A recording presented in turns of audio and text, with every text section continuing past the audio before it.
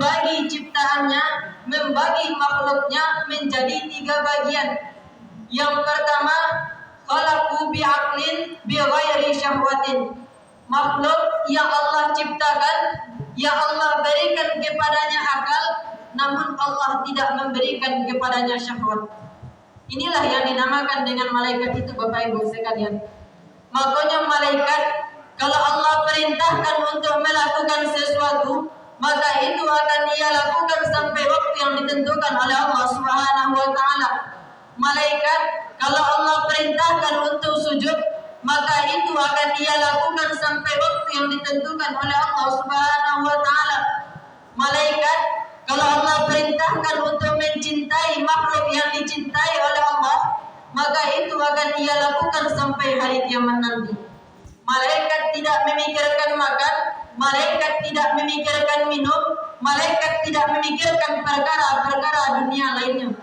Karena malaikat tidak diberi syahwat oleh Allah Ta'ala. Namun berbeda sama jin, Bapak Ibu.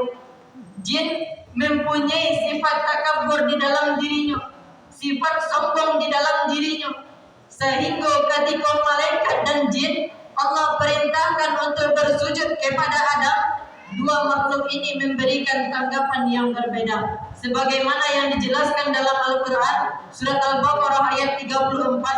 A'udzu billahi minasyaitonir rajim. Bismillahirrahmanirrahim.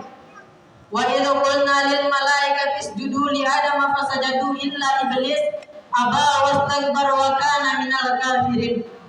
Dan ketika kami perintahkan malaikat untuk bersujud kepada Adam, kata Allah, maka ia bersujud.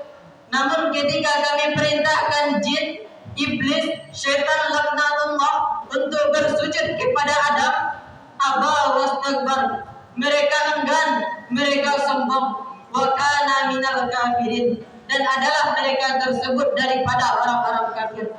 Inilah Bapak Ibu sekalian, bukti kalau di dalam diri jin tersebut tertanam sifat sombong.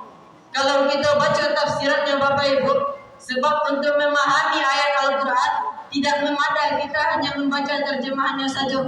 Karena di dalam Al-Quran ada ayat muhkamat, ada ayat mutasyabihat.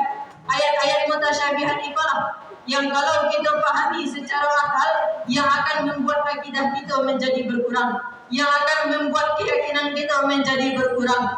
Ayat mutasyabihat itu contohnya Bapak Ibu sekalian dalam Al-Quran surat As-Sajdah, summa stawa 'alal arsy, kata Allah, kemudian ia bersemayam di atas arsy. Kalau kita inaman Bapak Ibu, Allah bersemayam di atas arsy, berarti Allah ada tempat. Kalau Allah ada tempat, sabalun ada tempat di mana Allah berada. Padahal Allah bersifat qiyamuhu binafsi. Allah berdiri sendiri. Allah tidak butuh kepada tempat dan Allah tidak butuh kepada pencipta.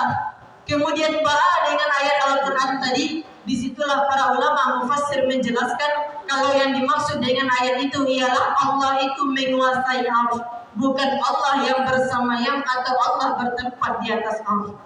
Sebenarnya Bapak Ibu sekalian, untuk mendalami makna Al-Quran, banyak ilmu-ilmu yang kita butuhkan.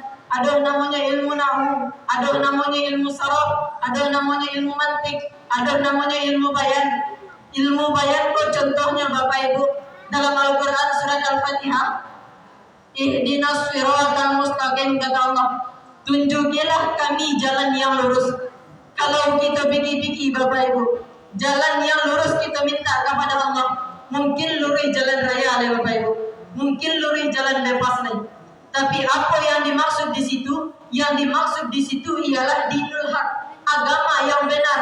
Di mana bisa kita pahami? Disitulah pagununnya ilmu bayan. Sebenarnya Bapak Ibu sekalian, ilmu bayan kok acok kita pakai di ranah Minang, tapi terkadang kita tidak mengetahui tentang teorinya. Ketika Bapak Ibu, ketika ibu-ibu memasak, kami tanya, anan memasak bunda, anan memasak ma, sedang masak nasi. Tapi ketika dicari nasi atau bareh dan dimasak ibu-ibu, bareh, tapi apa dikecian nasi? Yang pertama karena perkataan tersebut perkataan yang Allah maklum, perkataan yang Allah sering kita pakai, dan kalau kita bawa ke dalam ilmunya, itulah yang dinamakan dengan perkataan majas mursal iktibar mayahul. Perkataan yang disebutkan masa depannya yaitu nasi, namun yang dimaksudkan adalah masa lalunya yaitu badai.